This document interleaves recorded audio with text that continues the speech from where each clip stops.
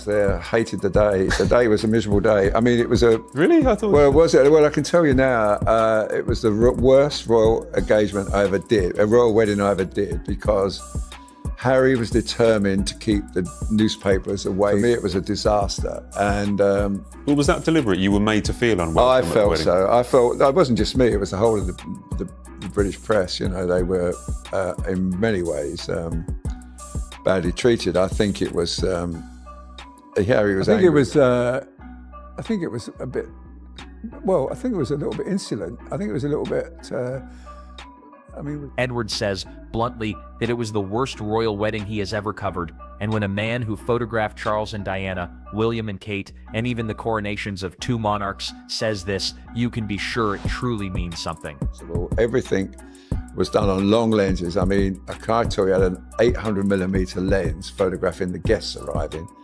And what millions saw on TV was polished theater, carefully staged for cameras, but inside, Edwards claims the atmosphere was suffocating and miserable, with guests not caught up in love and tradition, but sweaty, uncomfortable, and quietly fuming, as he remembers the blazing heat, ruined hair and makeup, and guests whispering in disbelief while the day dragged on.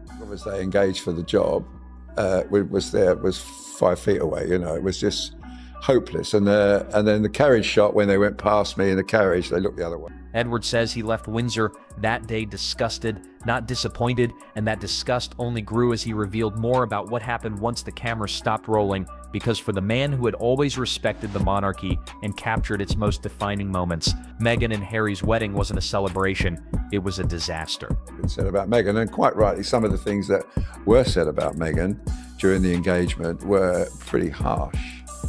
I want to sort of mention them now, but some of them were pretty unfair as well. And so he was angry.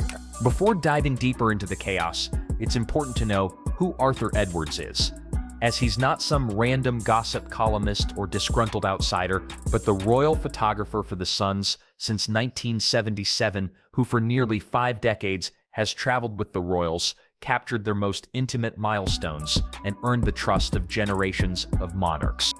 And I felt, you know, we were punished for that. And in fact, I never got one picture in the paper published. Before diving deeper into the chaos, it's important to know who Arthur Edwards is, as he's not some random gossip columnist or disgruntled outsider, but the royal photographer for the Suns since 1977, who for nearly 5 decades has traveled with the royals, captured their most intimate milestones, and earned the trust of generations of monarchs. I think, you know, I've done some really lovely royal weddings. I did both King Charles's weddings. I did William's wedding. I did Andrew. The royals themselves respect him, with William and Kate publicly thanking him, and Harry once joking with him during shoots, showing that he is a man welcomed into royal circles, not left standing outside the gates, as he knows the protocols, the traditions, and the behind-the-scenes realities better than anyone. They were lovely occasions, but that today, I couldn't get out of Windsor quick enough, I promise you that the day. worst royal wedding to cover. Yeah, and then when the baby was born, when Archie was born, that was another, in my view, a disaster, because I knew we was not going to get a picture of it. So when he says Meghan and Harry's wedding was the absolute worst he has ever covered, those words carry weight, as they are not clickbait or speculation, but the judgment of the monarchy's most trusted photographer, with Edwards not spilling gossip, but revealing the truth as someone who was literally standing there, camera in hand, watching everything unravel in real time. William was born, and Harry was born, and George and Charlotte and Louis. We got great pictures outside the hospital, I remember, and William and Catherine especially, they made such a... The first disaster was the unbearable heat, with Edwards recalling the Windsor sun beating down mercilessly on guests trapped in the chapel, as women clutched fans like their lives depended on it, makeup melted, designer gowns stuck to skin, and hair wilted long before vows were even exchanged, while his baby Archie was almost teething before anyone even knew he was born, showing that this wasn't the refined, elegant affair the world imagined, but a test of survival, as Edwards describes guests looking miserable, fanning themselves desperately, their discomfort impossible to hide once the camera stopped zooming in, with sweat replacing magic and suffocation replacing elegance, And even when the baby had been born many hours earlier, we were led to believe it would be a home birth when it actually happened at a hospital. And for Edward, it wasn't just bad luck with the weather, but felt deliberate, as if guest comfort didn't matter. With Hollywood glitz prioritized over basic human needs, and behind the smiling faces captured for global broadcast, the reality was pure chaos. Oh, their new baby. But I mean, I say this, but But the heat wasn't the real slap in the face, as the true insult came with the seating arrangements, with Edwards recalling his disgust at seeing Hollywood strangers placed in prime seats while royal veterans and family members were pushed to the back like extras. his baby Archie was almost teething before we found out it was born. You know, I mean, it was we were led. Oprah Winfrey, who had barely spoken to Harry and Meghan before the wedding, sat front and center, while the Clooneys, who admitted they barely knew the couple, were treated like royalty. And meanwhile, senior royals, military veterans, and family members who had devoted their lives to the crown were left squinting from distant rows. When the baby had been born many hours earlier, we were led to believe it was going to be a home birth, and it was at a hospital. There was that. The whole thing was just. For Edwards, this wasn't a wedding, but showbiz nonsense, as he remembers thinking it felt like a red carpet premiere rather than a sacred family celebration, with tradition, loyalty, and decades of service meaning nothing compared to how well a celebrity would photograph. In fact, I never stayed in Windsor. There was a royal tour to Germany with the King and Queen, and I went with them. He even joked bitterly that he needed a GPS to find his seat, as his view was blocked and his decades of service ignored, while Hollywood elites strutted into front row spots and guests whispered their disbelief, knowing that the message Meghan and Harry were sending was clear. Family came second, image came first. Camilla in I think Munich, the first pictures of Archie that was taken by the press association. I remember showing her on my phone, and she sort of, and that was the first time she saw him. You know, so. Then came the calculated war with the press, as Edwards and his colleagues were humiliated, banished to ridiculous distances, and forced to shoot with enormous lenses just to capture simple arrival shots, while Meghan and Harry's personal photographers enjoyed prime access just feet away. It was difficult times. I have to say though, you know, that first year of Meghan, that working with her on the road. For Edwards, this wasn't about security, but revenge, as Harry had been furious at media coverage of Meghan during their engagement and used his own wedding as a weapon to punish the press. And I was saying this, you know, I thought she was a great asset to the family.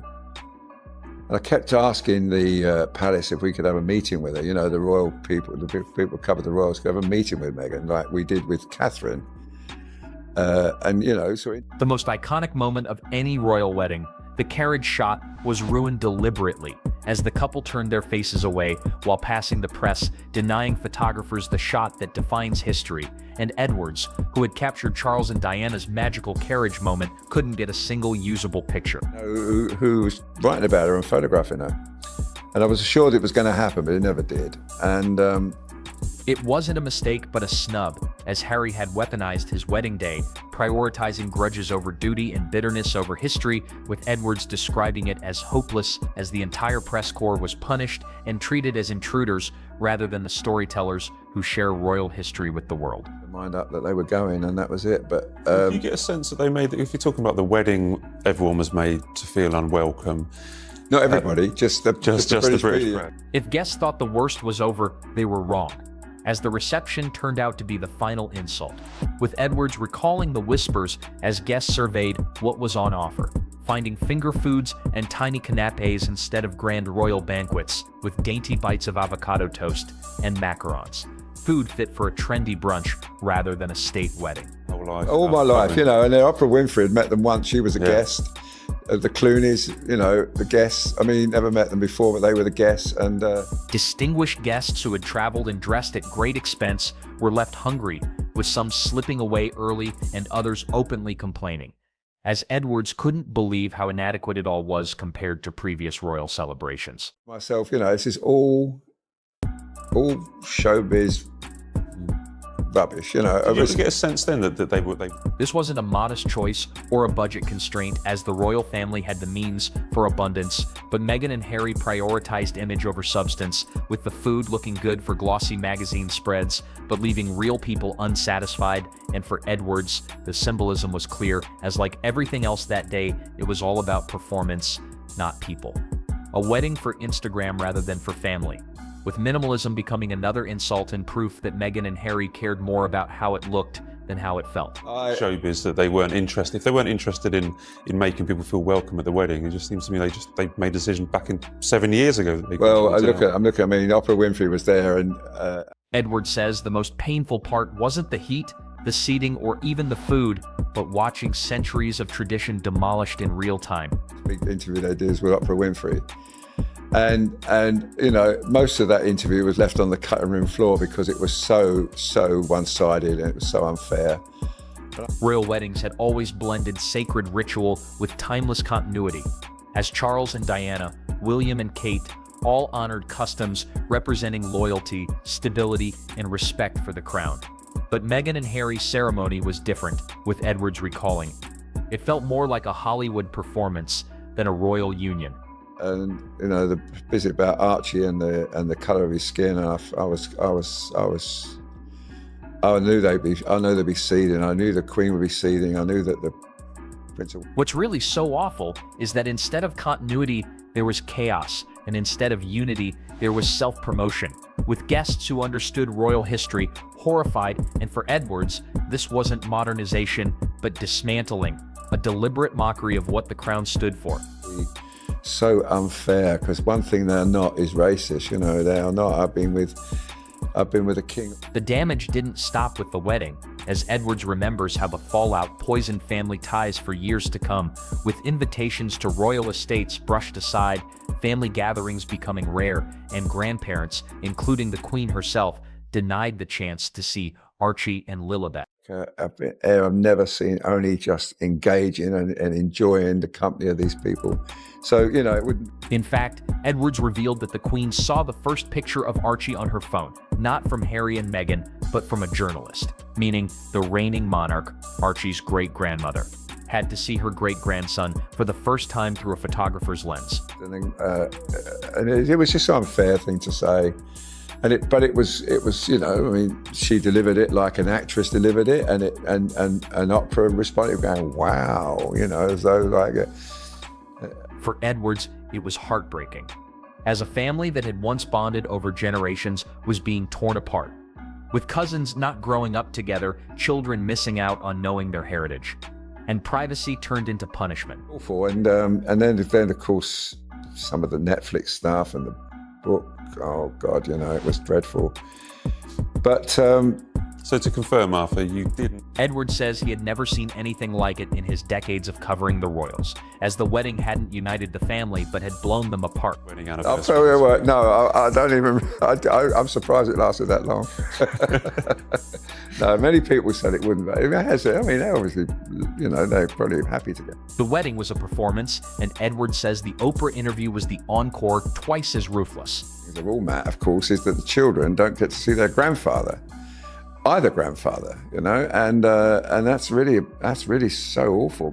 For 90 minutes, Harry and Meghan accused the royal family of racism and cruelty, with Edwards calling it a stunt rather than a confession, saying it was carefully staged to maximize sympathy and brand power, as they weren't trying to heal but to detonate. And to know their cousins, and it's such a shame for them. Yeah, it is. Happier times this week. And it worked. As global headlines exploded, sympathy poured in, and the couple's relevance skyrocketed once again. But Edward says the real tragedy was the collateral damage, with children cut off, trust destroyed, and dignity buried for entertainment value. We talked about 50 years, your golden anniversary, but you've done a lot of this. Can you just give a flavour of what it's like? And many people haven't attended the Buckingham Palace garden party. Yeah. I mean, they're, you know, the highlight in the calendar for many people if you get a ticket. For him, the Oprah interview proved it wasn't about family, but profit. As every accusation became content, every rupture became marketable, the monarchy was humiliated on primetime American television, and Meghan and Harry cashed in. How it works here, you know, when the Queen says you can't do something, you can't do it.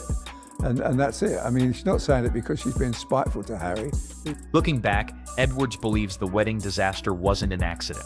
As the chaos, the tradition breaking, the snubs, all of it was part of a calculated plan. Because it's the law, it's part of the Companies Act, and you can't do that. And you certainly can't use a royal title.